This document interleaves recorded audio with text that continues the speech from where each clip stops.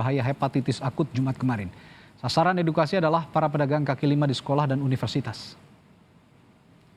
Edukasi diantaranya dilakukan Dinas Kesehatan Jember dengan mengajak para pedagang kaki lima untuk menjaga kebersihan makanan jualannya. Selain itu, peralatan makan dan juga air cuci mesti dijaga kebersihannya. Edukasi pencegahan hepatitis akut juga dilakukan terhadap pelajar dan mahasiswa.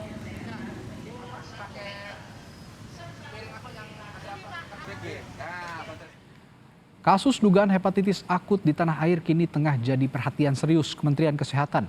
Di Makassar, Sulawesi Selatan, tim dokter Rumah Sakit Wahidin Sudirohusodo terus melakukan pengujian laboratorium lanjutan terhadap pasien dugaan hepatitis akut asal Polewali Mandar.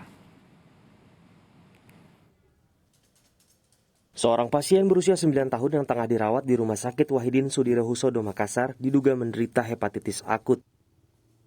Namun hingga kini belum diketahui jenis hepatitisnya lantaran uji coba laboratorium pertama tidak mendapatkan jenis hepatitis A, B, dan juga hepatitis C pada pasien. Tim dokter pun mengirimkan sampel darah pasien ke laboratorium Kementerian Kesehatan Republik Indonesia. Sampai hari ini kita tidak menemukan adanya virus hepatitis yang biasa menginfeksi pada anak-anak maupun orang dewasa sampai pada hari ini. Ya, hepatitis A tidak ada bukti. Kemudian hepatitis B tidak ada bukti, C juga tidak ada bukti. Nah, standar dari situ tidak ada kita buktikan. Satu-satunya parameter sekali lagi kita sampaikan ada infeksi rubella. Tetapi ini kita masih memiliki menunggu konfirmasi lebih lanjut bahwa apakah itu sebagai penyebab enzim hatinya atau memang anak ini sudah terjangkit dengan hepatitis yang memang tidak diketahui penyebabnya pada saat ini yang mewabah. Jumlah kasus dugaan hepatitis akut di Indonesia lebih rinci terekam dari data Kementerian Kesehatan. Hingga Kamis 13 Mei 2022, ditemukan 18 kasus dugaan hepatitis akut dengan 7 diantaranya meninggal dunia.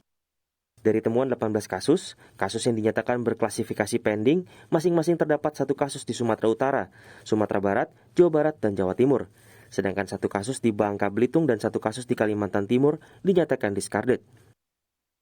Untuk DKI Jakarta, dari 12 kasus dugaan hepatitis akut, 1 kasus dinyatakan probable, 5 kasus berklasifikasi pending, 5 kasus discarded, dan 1 kasus lainnya menunggu hasil penelitian epidemiologis.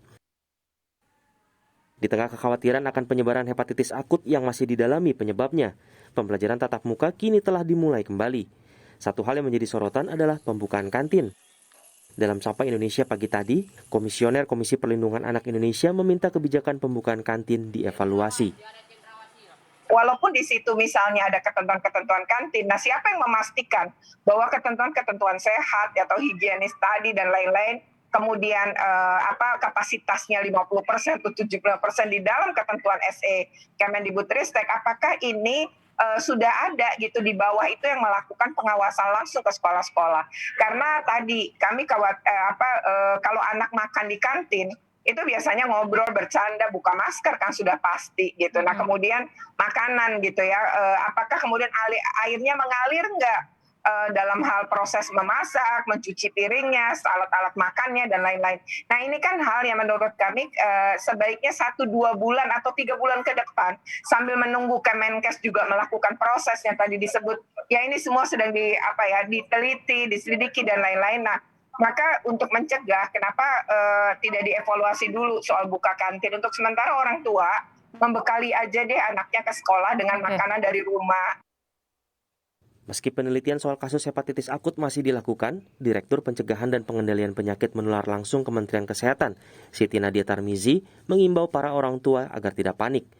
Yang utama adalah waspada terhadap gejala dan tetap terapkan kebiasaan sehat seperti yang sudah berlangsung selama pandemi COVID-19.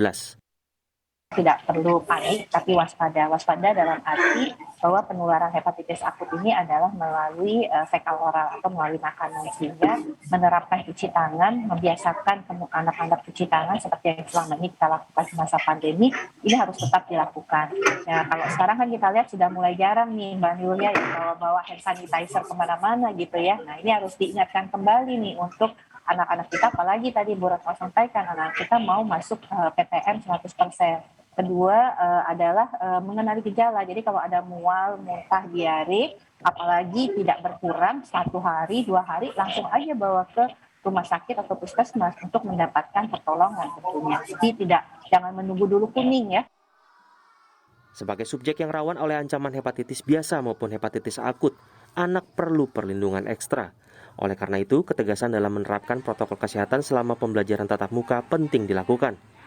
Kegiatan belajar mengajar perlu diseimbangkan antara menjaga keselamatan dan memenuhi hak atas pendidikan. Tim Liputan Kompas TV.